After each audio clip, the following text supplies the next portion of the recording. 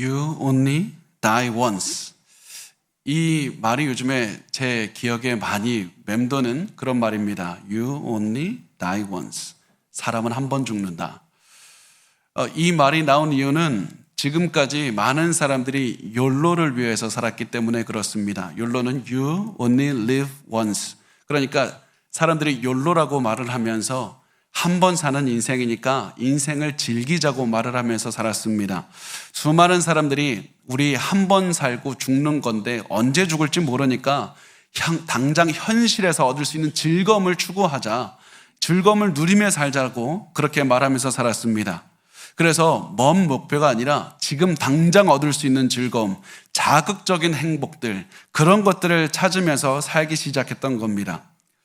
사람들이 이렇게 살면 되는 줄 알았습니다. 그런데 이렇게 살았더니 당장 누릴 수 있는 즐거움만 추구하며 살았더니 한 가지 중요한 문제가 생겼습니다. 그것은 인생의 모든 중요할 때마다 잘못된 선택을 하게 되었다는 겁니다.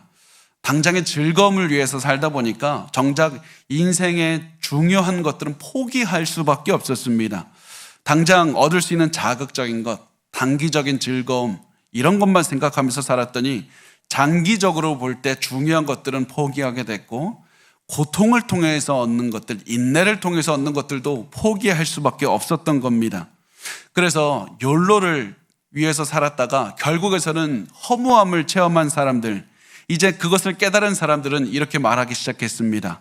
You only die once. 사람은 한 번 죽는 것이다. 사람은 한 번 죽을 뿐이다. 사람은 한 번 사는 것이 아니라 매 순간을 살고 매일을 살고 몇 년을 수십 년을 사는 것이다. 그러다가 You only die once, 한 번 죽을 뿐이다. 그러나 그 죽음도 그것이 끝이 아니라 죽음 뒤에는 영생이 우리를 기다리고 있다. 그래서 이 사실을 깨닫는 순간 우리의 삶의 방향이 바뀌게 되는 겁니다. 죽음이 인생의 끝이 아니라는 사실을 깨닫는 순간 우리는 인생의 목표로 바꾸게 되고 오늘을 살아가는 모습도 바뀌게 되는 겁니다. 당장 눈에 보이는 행복을 위해서 살아가는 것이 아니라 영생을 위해서 살게 되기 때문에 그렇습니다. 예수님과 함께할 영생을 바라보면서 오늘 하루를 살아가게 됩니다. 그래서 하나님께서 보시기에 가장 가치 있는 인생, 예수께서 보시기에 가장 가치 있는 인생으로 살아가려면 어떻게 살아가야 되는가? 그 질문을 하면서 우리의 오늘 하루를 살아가게 된다는 겁니다. 그렇다면 이제 하나님께서 보시기에 가장 가치 있는 인생, 우리가 어떻게 인생을 살아야 가장 가치 있는 인생을 살 수 있을까? 그 질문에 성경은 굉장히 간단한 대답을 제시합니다. 그것은 하나님의 은혜로 살라는 겁니다. 하나님의 은혜로 사는 겁니다. 나는 아무런 자격이 없지만은 하나님께서는 나를 선택해 주셔서 예수 믿게 하시고 구원 얻게 해주셨다. 이 은혜를 체험하고 은혜로 살아가는 겁니다. 죽어야 마땅한 나에게 하나님께서 생명을 주셨고 새로운 인생을 살게 해주신 그 은혜를 체험하고 은혜 안에서 성장하며 살아가는 겁니다. 매일 그 은혜를 갈망합니다. 더 깊은 은혜를 갈망합니다. 더 깊은 은혜를 그래서 체험합니다. 그리고 아직 하나님의 은혜를 모르는 사람들에게 은혜에 대해서 알려주면서 사는 것이 성경이 말씀하는 가치 있는 인생입니다. 그리고 이것이 요나가 체험했던 삶이었습니다. 요나 선지자는 이 은혜를 체험하며 살았습니다. 우리가 지난 시간에 나누었듯이 요나가 계속해서 하나님의 은혜를 체험합니다. 하나님께서 처음에 이스라엘의 원수인 니느웨에게 가서 하나님의 말씀을 전하라, 이 말씀을 하셨을 때 요나 선지자는 이 명령이 싫었습니다. 그래서 배 타고 반대 방향으로 도망갑니다. 그렇지만 하나님께서는 요나를 포기하지 않으시고 요나를 찾아가셔서 요나가 타고 있는 배에 폭풍을 보내셨습니다. 그래서 배가 좌초될 위기에 놓이게 됐습니다. 그때 요나는 배에 타고 있는 사람들을 구하기 위해서 물속에 빠졌지만은 하나님은 또다시 물고기를 보내서 요나를 살려주셨습니다. 이렇게 해서 요나는 나는 죽어야 마땅한 사람이지만 하나님께서 나를 구하셨다는 사실을 깨닫게 됩니다. 나는 아무런 살 자격이 없는 사람이지만은 하나님은 나를 살려주셨다는 이 은혜를 깨닫고 회개한 다음에 그 다음 요나는 니느웨의 성에 하나님의 말씀을 전하러 갔습니다. 요나가 하나님의 말씀을 니느웨 성, 악한 그 성에 전했을 때 너무나도 놀랍게도 니느웨 전체 회개 운동이 일어났습니다. 모든 사람이 회개하기 시작합니다. 이것이 요나서 3장의 마지막 모습입니다. 만약에 요나서 3장이 요나서의 끝이라면 요나는 우리에게 있어서 가장 위대한 선지자로 일컬어질 겁니다. 그렇게 생각했을 겁니다. 그런데 요나서 4장이 갑자기 오면서 전혀 예상하지 못한 요나의 모습을 보게 됩니다. 요나의 신앙이 곤두박질 쳤던 겁니다. 우리는 이 모습을 보면서 선뜻 이해할 수 없을 수도 있습니다. 아니, 은혜를 체험하고 하나님의 말씀을 전하는 사람의 신앙이 갑자기 어떻게 떨어질 수가 있습니까? 죽을 수밖에 없었던 사람을 살려주셨고, 그래서 그 은혜를 체험하고 하나님의 말씀을 담대하게 선포한 사람의 신앙이 어떻게 하루아침에 떨어질 수가 있습니까? 요나의 신앙이 하루아침에 떨어질 수 있는 이유가 있습니다. 그것은 요나도 우리와 똑같은 사람이기 때문에 그렇습니다. 사람은 누구나 예상하지 못한 때, 예상하지 못한 이유로 신앙이 떨어질 수가 있는 겁니다. 너무나도 사소한 이유 때문에 순식간에 신앙이 곤두박질 칠 수도 있는 겁니다. 그 어느 누구라도 하나님의 은혜를 체험한 다음에 죽을 때까지 계속해서 믿음이 한결같이 성장하는 사람은 존재하지 않습니다. 성장하는 중간에 아직 해결되지 못한 우리의 과거의 모습이 드러나서 성장을 막을 수 있습니다. 그래서 살다 보면 믿음이 뒷걸음질 치기도 하고 멈추기도 하고 다시 뒷걸음질 치기도 하지만 다시 앞으로 가는 그런 신앙의 모습을 보이는 겁니다. 그러면서 우리는 조금씩 신앙의 성장을 보이게 되는 겁니다. 그래서 우리가 이때 기억해야 될 것, 영적인 성장이 직선으로 계속해서 이루어지는 것이 아니라는 사실을 반드시 기억하시기를 바랍니다. 여러분, 이것을 아는 것이 너무나도 중요합니다. 왜냐하면 너무나도 많은 사람들이 이 사실을 알지 못하고 그랬기 때문에 좌절하고 있기 때문에 그렇습니다. 많은 사람이 질문합니다. 하나님, 왜 나는 시험 앞에서 무너졌을까요? 왜 나는 유혹 앞에서 무너졌을까요? 나 분명히 하나님의 은혜 앞에서 체험했습니다. 은혜 체험했고 기도했습니다. 결단했습니다. 그런데 왜 나는 똑같은 유혹에 또다시 무너졌습니까? 다른 사람들은 다 잘 사는 것 같습니다. 믿음이 잘 성장하는 것 같습니다. 그런데 왜 나는 약합니까? 나는 왜 자꾸 성장하다가 멈춥니까? 이런 고민을 하다가 많은 분들이 체념합니다. 결국 해봤자 또다시 무너질 건데 또다시 이렇게 무너질 거 왜 다시 시작하냐고, 그렇게 해서 그 생각을 하기 때문에 다시 시작할 생각조차 하지 않는 겁니다. 여러분, 만약에 이런 생각을 가지고 계시다면 이거 결코 옳은 생각이 아니라는 사실을 아셔야만 됩니다. 사람은 누구나 은혜로 새롭게 시작한 다음에 신앙이 뒷걸음질할 때 있습니다. 멈출 때도 있는 겁니다. 우리가 모두 사람이기 때문에 그거 당연한 겁니다. 그래서 우리가 넘어졌다는 사실이 중요한 것이 아니라 넘어졌을 때 그때 어떻게 하느냐가 훨씬 중요한 겁니다. 넘어졌을 때 가장 중요한 것은 체념하거나 포기하는 것이 아니라 다시 일어나는 것이 중요한 겁니다. 다시 일어나기만 하면 됩니다. 다시 회개하고 일어서서 가면 됩니다.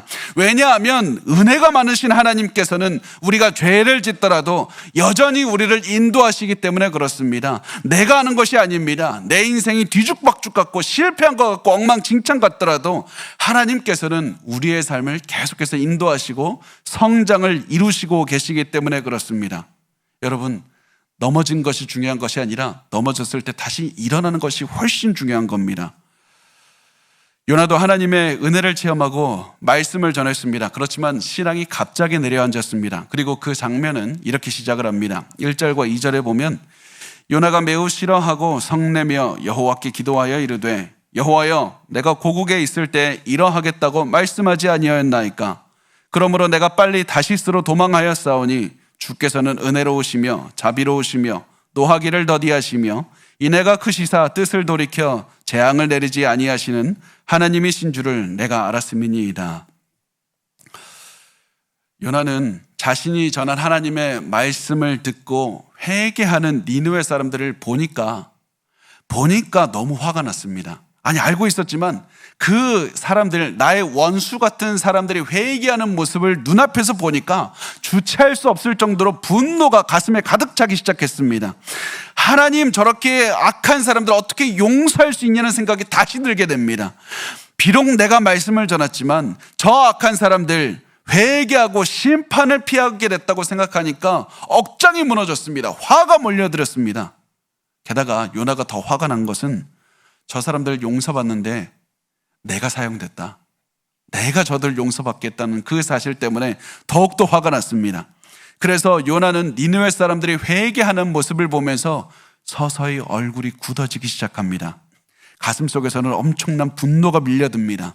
그리고 회개하는 사람들, 니느웨 사람들을 옆에 두고 그 사람들 한가운데 서서 하나님께 소리치기 시작합니다. 하나님, 내 말이 맞지 않습니까? 내가 예상한 대로 하나님께서 니느웨 사람들 용서해 주시고 처벌하지 않으실 줄 나 알고 있었습니다. 그래서 내가 처음부터 안 한다고 그런 거 아닙니까?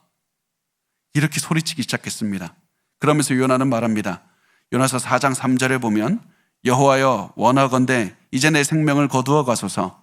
사는 것보다 죽는 것이 내게 나음이니이다 하니, 요나는 자신을 죽여달라고 말합니다. 차라리 나를 죽여주십시오.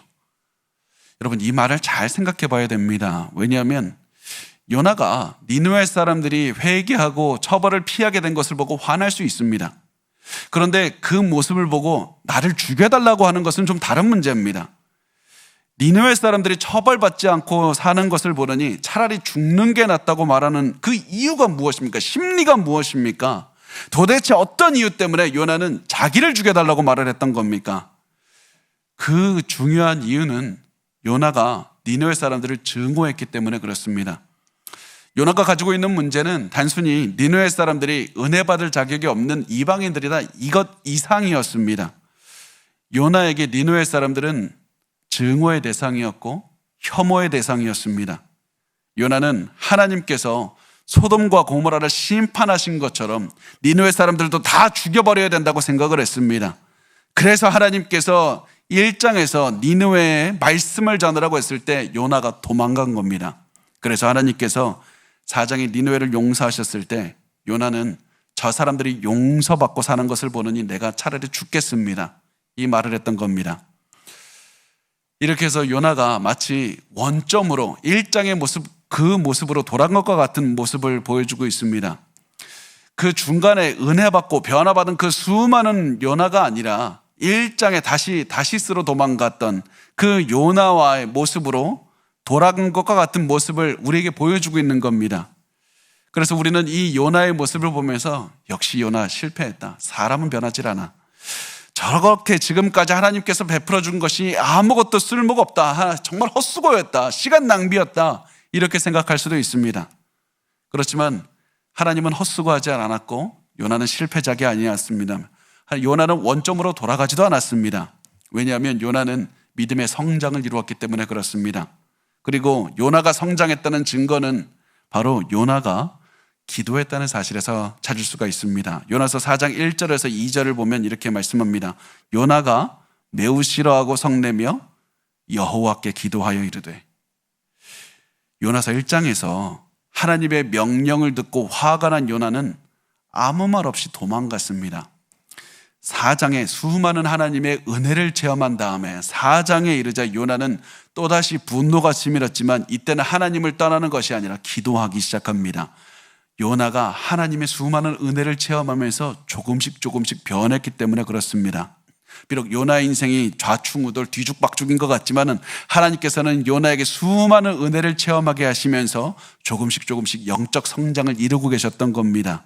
그래서 하나님께서는 계속해서 요나에게 은혜로 만져주시면서 은혜가 요나가 체험하지도 못할 때 그 요나의 모습을 조금씩 변화시켜주고 계셨던 것입니다. 요나가 기도했던 사실은 고무적이었습니다. 그런데 요나의 기도 내용을 보면 아직 요나가 바뀔 게 참 많다는 사실을 좀 보여줍니다. 왜냐하면 요나는 기도 내용에 나를 좀 죽여달라고 말했기 때문에 그렇습니다. 하나님, 저는 하나님께서 일하시는 방식에 동의하지 않습니다. 차라리 나 죽여주십시오. 그 말을 듣고 하나님께서 응답하셨습니다. 4절에 이렇게 말씀을 합니다. 여호와께서 이르시되 내가 성내는 것이 옳으냐 하시니라. 하나님은 부드럽게 요나에게 말씀하십니다. 너가 화내는 것이 옳으냐? 그리고 이 말씀이 요나서가 보여주는 엄청난 은혜입니다. 하나님은 요나에게 이렇게 말씀하지 않으셨습니다. 요나야, 내가 너에게 처음에 니느웨로 가라고 명령했을 때 너 도망가다 죽을 뻔했잖아. 그래서 내가 물고기 보내서 너 살려줬고 물고기 뱃속에서 너 회개했잖아. 근데 또다시 너 죄를 짓냐? 어떻게 똑같은 죄를 2번이나 반복할 수 있냐? 어떻게 사람이 그러느냐? 하나님께서는 요나의 과거에 대해서 반복하지 않으십니다. 왜냐하면 하나님은 우리가 회개한 과거를 기억하지 않으시기 때문에 그렇습니다. 하나님은 우리가 회개한 죄를 기억하지 않으시는 분입니다. 여러분, 이것을 기억하십시오. 여러분도 과거에 지은 죄 때문에 괴로워하고 있습니까? 자책하고 있습니까? 힘들어하고 있습니까? 그거 성령이 주는 생각이 아닙니다. 하나님은 여러분이 진심으로 회개한 그 순간 그 모든 죄를 잊어버리십니다. 여러분이 이제 은혜를 생각하면서 은혜를 추구하면서 은혜를 성장하면서 앞으로 나아가기를 원하십니다. 앞을 바라보면서 성장하기를 원하시며 살아가기를 원하십니다. 그러므로 이제 그만 과거 때문에 힘들어 하십시오. 하나님이 주신 그 기회를 가지고 앞으로 나아가시기 바랍니다. 은혜 안에서 성장하기만 하면 되는 겁니다. 하나님은 여러분에게 기적을 이루라고 말씀하신 적이 없습니다. 은혜를 체험하고 은혜 안에서 계속 성장하기만 하면 되는 겁니다. 은혜를 전하기만 하면 되는 겁니다. 그것이 바로 하나님께서 여러분의 삶에 원하시는 것입니다. 그리고 하나님께서 요나에게 너가 화내는 것이 옳으냐? 이 질문하셨던 것은 우리에게 한 가지 사실을, 중요한 사실을 알려줍니다. 그게 은혜의 하나님이라는 사실을 집중적으로 알려주고 계시는 것인데, 자, 요나가 하나님의 뜻이 이루어지는 것을 보느니 차라리 죽겠다고 했을 때 하나님은 그래, 너 내가 죽여주겠다. 요나를 죽여버릴 수 있었습니다. 왜냐하면 요나가 요청했던 것이기도 하지만 요나가 지금 하나님을 거부하고 하나님께 반항하고 있기 때문에 그렇습니다. 너 죄 지은 것의 대가로 내가 널 죽이겠다. 거룩하신 하나님의 말씀을 내가 어겼으니 죽이겠다고 말씀하실 수도 있었습니다. 그런데 하나님께서는 또다시 요나에게 은혜를 내려주셔서 살려주셨고 니느웨 사람들이 산 것만이 은혜가 아니라 요나가 살아있는 것이 은혜라는 사실을 계속해서 알려주고 계신 겁니다. 요나를 처벌하시는 것이 아니라 부드럽게 질문하시는 것 그 자체만으로도 요나는 모든 것이 하나님의 은혜라는 사실을 깨달았었어야만 됐습니다. 여러분, 우리가 이 사실을 보고 기억하셨으면 좋겠습니다. 우리가 엄청난 기적이 일어나서 우리에게 은혜가 체험하게 되는 것이 아니라 우리가 매일매일 숨쉬면서 살아가고 있는 것 자체가 은혜라는 사실입니다. 하나님은 우리가 하나님의 뜻을 어겼을 때 하나님의 그 은혜를 체험했으면서도 하나님께 반항하고 하나님께 계속해서 삿대질하면서 사람들을 저주했을 때 하나님은 우리를 죽일 수도 있었습니다. 그렇지만은 은혜의 하나님은 우리를 살려주셨고 계속해서 죄 가운데서 돌이킬 수 있는 기회를 주신 겁니다. 그래서 우리가 살아가고 있는 이 사실 자체가 은혜해진 겁니다. 숨 쉬고 있는 것 자체가 은혜입니다. 그래서 우리가 내가 숨 쉬고 있다는 사실을 깨달을 때마다 하나님의 은혜라는 생각을 하시고 다시 한번 일어나셔야만 됩니다. 하나님께서 내게 숨을 주셨다는 사실은 내게 다시 한번 살아날 수 있는 기회를 주셨다는 의미이고 그 기회를 주신 것은 바로 은혜의 하나님이라는 사실이기 때문에 은혜 하나님을 생각하면서 다시 한번 일어나시기만 하면 되는 겁니다. 그리고 나에게 은혜를 주신 하나님을 위해서 살아나시면 됩니다. 너가 성내는 것이 옳으냐? 이 질문을 하신다면 아닙니다. 하나님만이 옳습니다. 하나님만을 위해서 살겠습니다. 이렇게 대답하고 살아가기만 하면 되는 겁니다. 그런데 요나는 하나님의 질문에 대답하지 않았습니다. 분노에 찬 요나는 아무 말도 하지 않고 그 자리를 떠나버립니다. 그래서 5절에 말씀을 합니다. 요나가 성읍에서 나가서 그 성읍 동쪽에 앉아 거기서 자기를 위하여 초막을 짓고 그 성읍에 무슨 일이 일어나는가를 보려고 그 그늘 아래에 앉았더라. 요나가 니느웨 성 밖으로 나가서 초막을 짓고 니느웨 쪽을 바라보고 앉아 있습니다. 왜 요나는 니느웨 성 밖으로 굳이 나가서 니느웨 성을 바라보고 있습니까? 그 이유는 나는 니느웨 사람과 같지 않다. 난 니느웨와는 다르다는 생각이 있기 때문에 그렇습니다. 나도 죄인이지만 니느웨 사람만큼 큰 죄인은 아니다 이렇게 생각을 하기 때문에 그렇습니다. 나도 하나님의 용서를 받았지만 저 사람들은 엄청난 죄를 용서받아야 되는 사람들이고 난 좀 작은 죄를, 난 조금 더 깨끗하기 때문에 작은 죄를 용서받아도 충분한 사람이다. 우리와 저 사람들과 나는 다르다라고 생각을 했기 때문에 니느웨를 나와서 니느웨와 거리를 두고 니느웨를 바라보고 있었던 겁니다. 혹시 여러분도 이런 마음이 있습니까? 요나와 같은 마음이 있습니까? 하나님, 나 비록 죄인인 거 압니다. 그렇지만 나를 힘들게 한 그 사람보다는 나 깨끗하게 살았습니다. 나 저런 사람들보다는, 나 괴롭게 한 사람들, 저 악한 사람들보다는 나 잘 살았습니다. 여러분 혹시 이런 마음이 있습니까? 그렇다면 여러분 이 말을 좀 잘 들어주셨으면 좋겠습니다. 제가 살면서 한 가지 깨달은 중요한 것이 있는데 너무 당연하지만 너무 중요한 것이었습니다. 그것은 나는 내가 생각하는 것만큼 괜찮은 사람이 아니라는 사실이었습니다. 나는 내가 생각하는 것만큼 좋은 사람이 아니다. 이 사실을 깨닫는 데에도 오래 걸렸고 깨달은 다음에 받아들이는 것도 오래 걸렸습니다. 왜냐하면 저는 제가 괜찮게 살았는 줄 알았습니다. 저는 제 기준에 맞는 삶을 살기 때문에 괜찮게 살았다고 생각했습니다. 또 제가 기준을 어겼을 때는 어쩔 수 없이 어겨야 되는 이유가 있었기 때문에 저가 괜찮게 살았다고 합리화했습니다. 저도 다른 사람에게 상처 준 적 많습니다. 그렇지만 그 상황에서 어쩔 수 없다고 생각했습니다. 그런 상황에 놓이면 다른 사람들도 다 나처럼 행동했을 거라고 생각했기 때문에 제가 잘 산 것처럼 여겨졌던 겁니다. 그런데 나중에 보니까 내 기준이 틀릴 때가 참 너무나도 많구나. 그리고 내 잘못도 합리화할 수 없을 때가 너무나도 많다는 것을 깨닫게 됩니다. 다른 사람도 나와 같은 상황에 놓였다면 나처럼 행동했을 것이라고 생각했지만 나처럼 행동하지 않을 가능성이 참 높구나. 그것을 깨닫게 됐습니다. 그래서 저는 제가 생각하는 것보다 훨씬 부족한 인생을 살았을 수도 있다. 이런 사실에 깨달아졌던 겁니다. 여러분도 이런 생각이 있습니까? 여러분, 이 깨달음이 너무나도 중요합니다. 왜냐하면 이 깨달음을 가지면 우리가 알 수 있는 것이 무엇이냐면 우리가 누군가에게 니느웨와 같은 존재가 될 수도 있다는 사실을 알게 되기 때문에 그렇습니다. 우리는 요나서를 보면서 계속해서 우리를 요나에만 대입합니다. 누군가 나에게 상처 주고 힘들게 한 그 사람들을 어떻게 용서할까? 그 시각에서만 요나서를 바라봅니다. 그렇지만 우리가 때로는 누군가에게 용서받지 못할 잘못을 한 니느웨와 같은 사람일 수도 있다는 겁니다. 그래서 우리가 때로는 알 수 없어도 지금도 나를 용서하기 위해서, 여러분을 용서하기 위해서 힘들어하는 사람이 있을 수도 있다는 겁니다. 그래서 제가 오늘 말씀을 준비하면서 계속 이 질문이 제 머릿속에 맴돌았습니다. 혹시 내가 목회하고 설교하는 모습을 보면서 이렇게 하나님께 기도하는 사람은 없을까? 하나님, 저 윤성민 저 사람 용서받고 하나님 말씀 전하는 게 옳습니까? 저 사람 저렇게 하나님의 말씀대로 이 설교하고 있는 게 옳습니까? 나에게 상처 준 저 사람이 말씀을 전하는 게 맞습니까? 저 그런 생각을 하면서 저의 삶을 돌아봤습니다. 여러분도 한번 돌아보셨으면 좋겠습니다. 여러분에게는 그런 사람 없습니까? 여러분을 니느웨처럼 여기고 용서하기 힘들어하는 사람은 없습니까? 만약 있다면 이제 우리 요나와 같은 마음을 좀 버렸으면 좋겠습니다. 나는 그래도 깨끗하게 살았다 이 마음으로 보는 것이 아니라 저 사람은 너무 악하다 이런 마음으로 보는 것이 아니라 저들과 똑같이 나도 죄인이다 이 마음으로 바라보셨으면 좋겠습니다.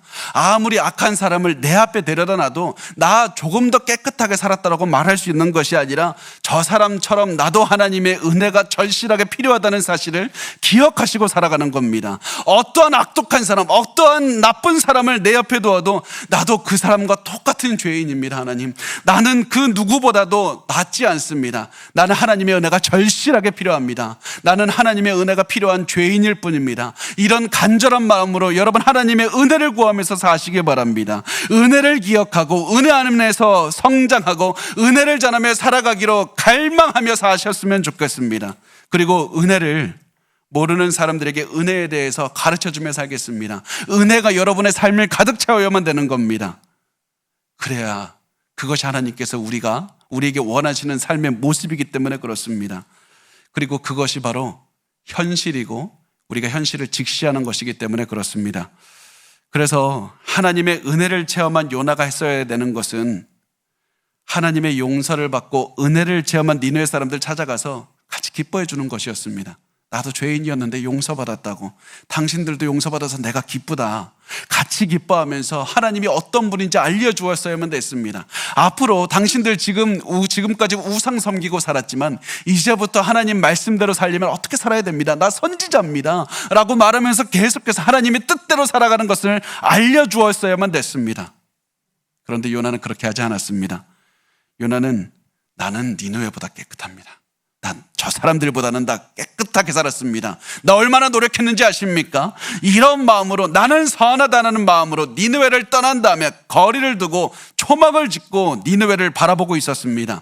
왜냐하면 왜 니느웨를 바라보고 있었냐면 저 악한 사람들 오래가지 못할 거야. 저 사람들 회개하고 있지만 조금만 있으면 저것들 예전 모습으로 돌아가서 하나님의 심판을 받을 것이다. 지금 저 사람들 회개하지만 조금만 있으면 본색을 드러낼 것이고 또다시 우상 섬길 것이고 그럴 때만 되면 하나님께서 소돔과 고모라처럼 강하게 멸망시킬 것이다. 이것을 기다리면서 바라보고 있었던 겁니다. 요나의 마음은 하나님의 은혜가 절실하게 필요한 상황이었습니다. 그런 마음으로 요나는 급한 마음에 초막을 짓고 기다리고 있었습니다. 근데 이때 우리가 알아야 되는 것은 이 요나가 지은 초막은 우리가 생각하는 견고한 좋은 텐트가 아니라는 겁니다. 초막은 임시 거처입니다. 그래서 간단하게 부실하게 그냥 만드는 겁니다. 그래서 많은 신학자들이 이 지붕 없는 초막을 만들었을 것이다. 그래서 이 요나는 이 지역에서 내리쬐는 뜨거운 태양빛 때문에 굉장히 힘들어했을 것이라고 우리가 추정을 합니다. 그런데 이때 엄청난 일이 벌어졌습니다. 은혜의 하나님께서 요나를 기억하시고 그늘을 만들어 주신 겁니다. 요나서 4장 6절 말씀에 이렇게 말씀을 합니다. 하나님 여호와께서 박넝쿨을 예비하사 요나를 가리게 하셨으니 이는 그의 머리를 위하여 그늘이 지게 하며 그의 괴로움을 면하게 하려 하심이었더라. 요나가 박넝쿨로 말미암아 크게 기뻐하였더니, 하나님께서는 초막 옆에, 이게 박넝쿨이라고 번역을 하지만 이게 정확하게 어떤 식물인지 우리는 잘 모릅니다. 다만 우리가 추정할 수 있는 것은 이 잎이 넓은 큰 식물이었을 것이다. 그래서 이 식물을 자라게 하셔서 요나에게 그늘을 만들어 주셨습니다. 하나님은 또다시 요나에게 은혜를 베풀어 주신 겁니다. 하나님은 이런 요나를 심판하실 수도 있었고 책망하실 수도 있었지만은 아무 말 없이 그늘을 만들어 주셨습니다. 이 사실을 볼 때 요나서에서 가장 큰 은혜를 받은 사람은 니느웨 성 사람들이 아니라 요나였습니다. 비록 요나는 알지 못했지만 하나님은 끊임없이 요나에게 은혜를 베풀어 주고 있었던 겁니다. 그리고 우리의 삶에서 가장 많은 은혜를 받고 있는 사람들은 우리의 적들이 아니라, 내가 보기에 가장 큰 죄를 지었다고 생각하는 저 악한 사람들이 아니라 바로 나입니다. 우리가 가장 많은 하나님의 은혜를 필요한 사람이고 우리가 가장 많이 하나님의 은혜를 체험한 사람들인 겁니다. 우리가 바로 하나님의 은혜를 가장 많이 받은 사람들입니다. 그리고 이 부분에서 우리는 요나가 가장 처음 나오는 모습인데 요나가 기뻐하는 모습을 보게 됩니다. 요나는 너무나도 크게 기뻐했다고 말합니다. 지금까지 화를 내고 불만만 표출하던 요나가 자신의 머리 위에 그늘이 생겨서 시원해지자 그때 크게 기뻐했던 겁니다. 요나는 니느웨 사람들이 회개하고 용서받았을 때도 기뻐하지 않았습니다. 그런데 요나가 자기 머리 위에 그늘이 생겨서 더위를 피하게 되었을 때 크게 기뻐했습니다. 이것을 통해서 우리가 알 수 있는 것은 요나는 자기중심적으로 살고 있다는 사실입니다. 요나는 자기중심적인 인생을 살았습니다. 다른 사람의 구원보다 내가 당장의 뜨거운 더위를 피하는 것이 훨씬 중요했습니다. 요나는 다른 사람이 아니라, 다른 사람의 영혼 구원이 아니라 내 필요를 당장 채우는 것이 가장 중요했고 나 자신만을 위해서 살았던 겁니다. 하나님은 사실 요나 이런 마음을 다 알고 계셨습니다. 그렇지만 하나님은 요나를 포기하지 않으시고 요나에게 그럼에도 불구하고 그늘을 주셨던 겁니다. 그렇다면 하나님 왜 하필 그늘을 주셨습니까? 하나님께서는 그냥 책망하실 수도 있는데, 그냥 말 한마디 하실 수도 있는데, 더워서 괴로워하던 요나에게 일부러 식물을 키워서 그늘을 주신 이유가 무엇입니까? 그 이유는 하나님께서 요나가 니느웨 사람들의 마음을 이해하기를 원하셨기 때문입니다. 니느웨 사람들은 죄가 주는 괴로움을 겪고 있었지만은 하나님의 구원의 그늘을 주셔서 괴로움에서 구원해 주신 것이다. 요나야, 너도 지금 그 더위에 괴로움에 있지만 하나님께서 그늘을 주셔서 너를 또 구원해 주신 것과 똑같은 것이다. 그들은 그렇게 괴로운 인생을 살고 있었단다. 그래서 니느웨가 너 요나와 똑같은 상황에 있었다고 그 사실을 알려주셨던 겁니다. 그런데 요나는 하나님의 뜻을 이해하지 못했습니다. 그래서 은혜가 많으신 하나님은 요나를 포기하지 않으시고 또 다른 기적을 보여주셨습니다. 7절과 8절에 보면 말씀합니다. 하나님이 벌레를 예비하사 이튿날 새벽에 그 박넝쿨을 갉아먹게 하심에 시드니라. 해가 뜰 때 하나님이 뜨거운 동풍을 예비하셨고 해는 요나의 머리에 쪼임에 요나가 혼미하여 스스로 죽기를 구하여 이르되 사는 것보다 죽는 것이 내게 나으니니라 하니라. 하나님께서 벌레를 보내서 식물을 다 갉아먹게 하십니다. 그 다음에 갉아먹고 남은 부분은 뜨거운 바람이 불어서 다 말라버리게 하셨습니다. 그래서 요나의 머리에는 다시 강렬한 햇빛이 내려졌고 뜨거운 바람 때문에 숨이 막혀서 기절할 것만 같았습니다. 너무 힘들었습니다. 일사병이 걸릴 것만 같았습니다. 하나님은 왜 이런 상황에 놓이게 하십니까? 이것이 니느웨 사람들이 처했던 환경이기 때문에 그렇습니다. 이들은 죄 가운데 살다가 희망 없이 살다가 숨 막혀서 죽을 수밖에 없는 그런 인생이었습니다. 그런 사람들을 하나님께서 찾아가셔서 은혜를 베풀어 주시고 살려주셨던 겁니다. 이렇게 해서 계속해서 하나님은 요나를 자기 중심적인 생각에서 니느웨 사람들, 은혜가 필요한 사람들의 생각으로 계속해서 마음을 이끌고 계셨던 겁니다. 하나님은 요나의 마음을 계속해서 너 중심이 아니라 다른 사람을 바라보라고 말씀을 하시고 계셨던 겁니다. 왜냐하면 요나가 가지고 있었던 가장 큰 단점, 가장 큰 악한 것이 무엇이냐면 자기 중심적인 생각만 했다는 겁니다. 요나는 계속 이 생각을 했습니다. 하나님 나에게 어떤 좋은 일을 해주실까? 하나님 내 가정에 어떤 좋은 일을 해주실까? 하나님 내 민족에 어떤 복을 주십니까? 니느웨 사람들은 우리 민족에게 어떤 악한 일을 했을까? 하나님 나에게 어떤 복을 내려주실 겁니까? 요나는 계속해서 내 민족 계속해서 나에 대한 생각만 가득 차 있었던 겁니다. 그래서 요나에게는 나에게 일어나는 일만 중요했습니다. 다른 사람들에게 일어나는 일 중요하지 않습니다. 저 사람이 나에게 악한 일을 했는가? 그러면 그 사람 처벌받아야 됩니다. 나와 내 민족이 편하고 잘 살게 되는 것만 생각했습니다. 그래서 하나님은 요나에게 너 거기서 나와야 된다. 너가 너의 인생의 전부인 삶에서 나와야 된다. 다른 사람들을 바라봐야 된다. 은혜가 필요한 사람들을 바라봐야 된다고 계속해서 이끌고 계셨던 겁니다. 우리 요나처럼 살고 있지 않습니까? 우리 이렇게 생각합니다. 나 한 사람만 잘 살면 되지. 우리 가족만 행복하게 살면 되지 않느냐. 이러면서 이렇게 살아도 괜찮다고 생각합니다. 남에게 피해 주지 않고 그냥 우리 남에게 피해받지 않고 살면 그것으로 충분한 것 아닙니까? 이렇게 생각을 합니다. 이렇게 나 중심, 내 가족 중심으로만 살면 한 가지 큰 문제가 생깁니다. 나 중심으로 살면 시야가 좁아져서 나만 바라보게 되고 시야가 좁아져서 내 가족만 바라보게 되는 겁니다. 평생 나에게 일어나는 일만 바라보게 되고 가족에게 일어나는 일만 바라보게 됩니다. 그래서 나에게 작은 일만 일어나도 그것이 내 인생인 전부인 것처럼 흔들리게 되는 겁니다. 그래서 나에게 아니면 우리 가족에게 문제가 생기면 끝도 없이 무너지게 되어 있는 것이 우리의 삶의 모습입니다. 시야가 좁기 때문에 나에게 문제가 생기면 모든 인생이 망가지는 것만 같아서 결국 무슨 말을 하게 되냐면 죽고 싶다고.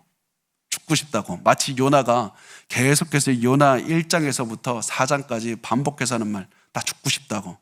계속 나만 봤기 때문에 내가 중요했고 내가 무엇을 얻는 것이 중요했기 때문에 계속해서 하나님께 나 죽여달라고, 죽고 싶습니다. 계속 이 말을 반복하는 겁니다.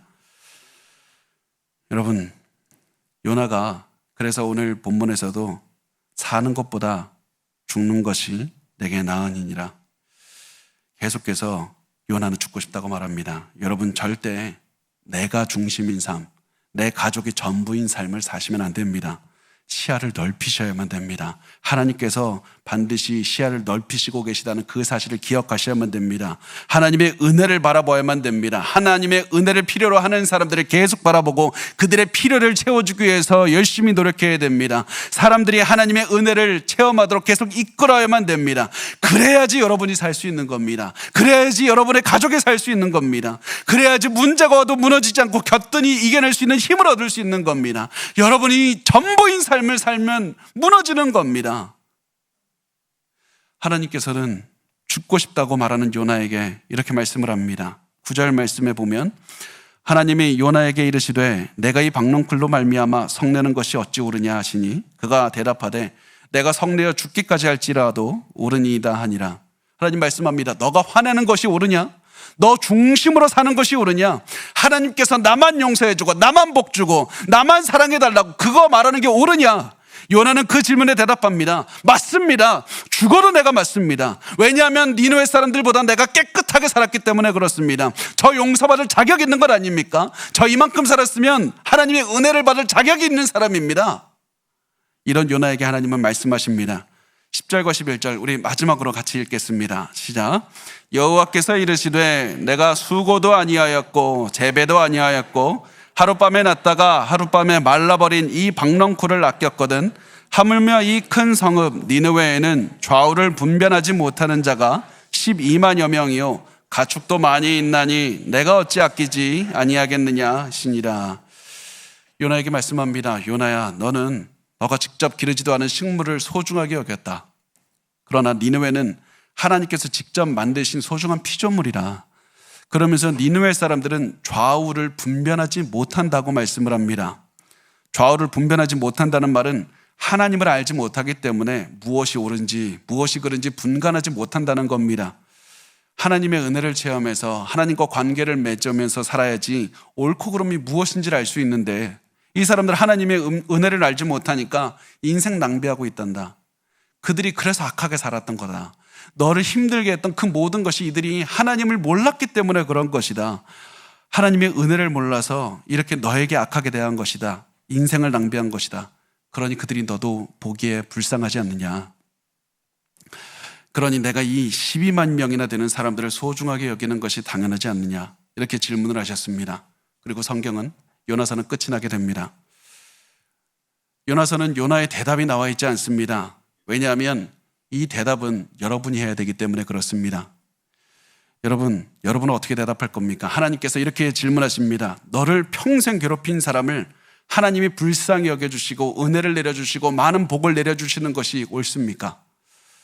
너희를 힘들게 한 그 사람에게 하나님께서 엄청난 은혜를 내려주시는 것이 여러분 옳다고 말할 수가 있습니까?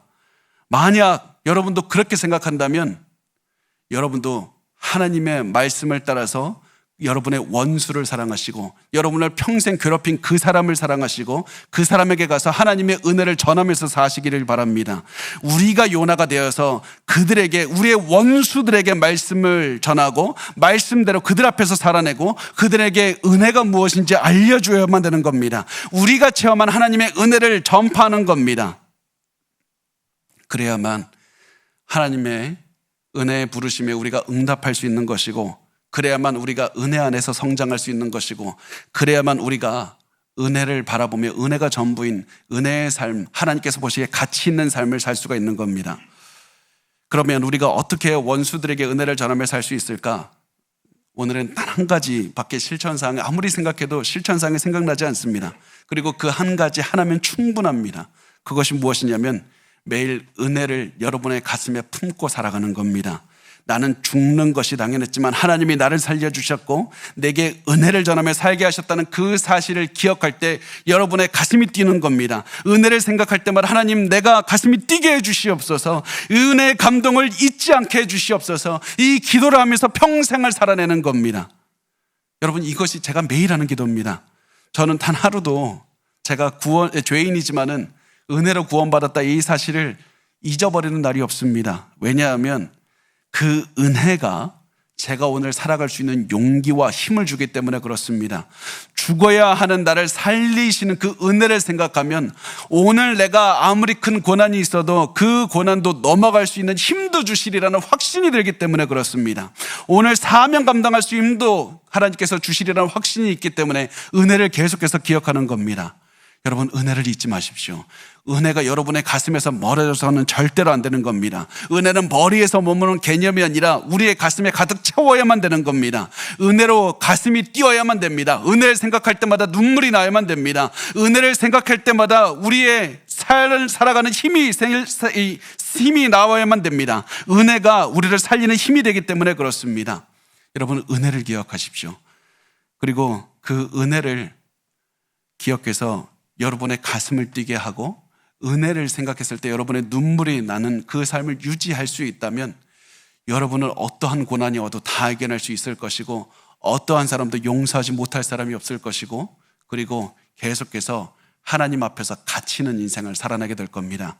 여러분, 은혜를 머리가 아닌 가슴에 품고 은혜의 감동을 잊지 않는 그런 삶을 사시기를 바랍니다.